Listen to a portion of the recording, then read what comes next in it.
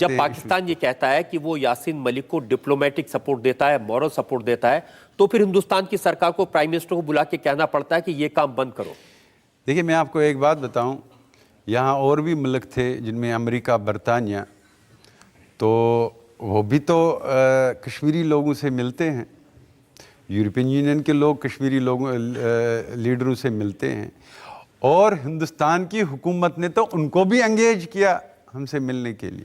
लेकिन जो अपने यहाँ टेररिस्ट को पनाह देते हैं, जो ओसामा बिन लादेन को जगह देते हैं, जो हिंदुस्तान के खिलाफ प्रॉक्सी वॉर क्रिएट करते हैं, ट्रेनिंग देते हैं, लोग कह रहे हैं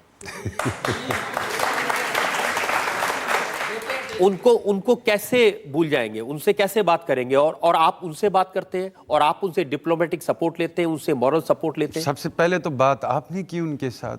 देखिए, अटल बिहारी वाजपेयी जी ने पहले लाहौर गए, उन्होंने बातचीत की नवाज शरीफ के साथ, वहाँ पर उन्होंने मीनार पाकिस्तान पे तकरीर की, और मीनार पाकिस्तान पे उन्होंने कहा कि मेरी ज़िंदगी की आखिरी ख्वाहिश है मसले कश्मीर को हल कर। उसके बाद उन्होंने कश्मीरियों से बात ये सोच के कि शायद ये अच्छी बातें सुन के कुछ पाकिस्तान को अकल आ जाएगी, तो मैं और वाजपेयी साहब ने इतनी अच्छी बात की जिसका जिक्र आप कर रहे हैं, और उसके बाद पाकिस्तान ने कारगिल पर हमला कर दिया। देखिए, मेरा भी ये मौक़िफ़ है कि अगर आप कह रहे हैं कि पाकिस्तान जी इन चीज़ों में मुलविस हैं, तो फिर क्यों हिंदुस्तान उनके साथ बात करनी? मैं तो आपसे कह रहा हूं, आप कभी पाकिस्तान के बारे में क्यों नहीं बोलते कि वो आतंकवाद की फैक्ट्री अपने यहाँ बनाए हुए है?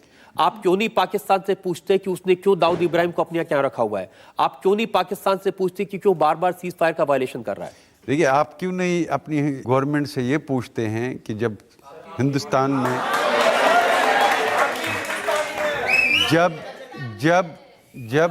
अब लोग ये कह रहे हैं, आपको करेक्ट कर रहे हैं, वो कह रहे हैं कि आपकी भी गवर्नमेंट है। देखिए, ये आपका भी कॉन्स्टिट्यूशन है। देखिए,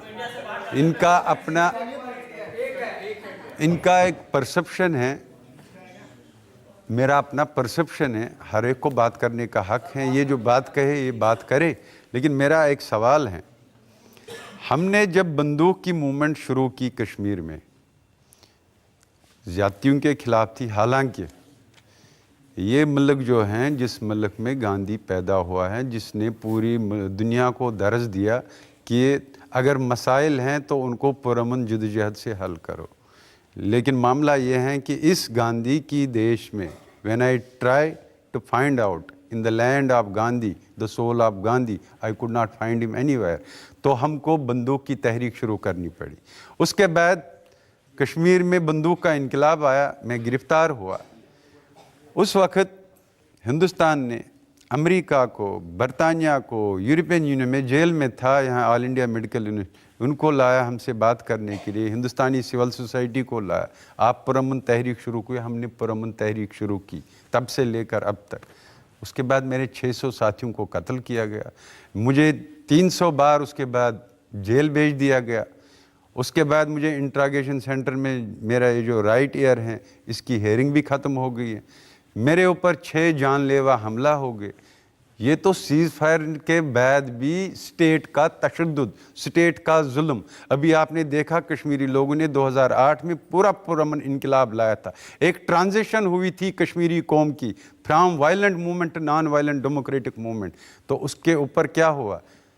72 लाशें हमको मिली, 2009 में 45 लाशें हमको मिली, 2010 के इनकलाब में 128 लाशें मिली। ये पुरअमन तहरीक पे फौजी ताकत इस्तेमाल हुई। तो आप जिस कौम को पुरअमन तहरीक में भी बॉडी बैग्स देते हैं, तो आप उस कौम को कहीं बंदूक की तरफ तो नहीं धकेल रहे।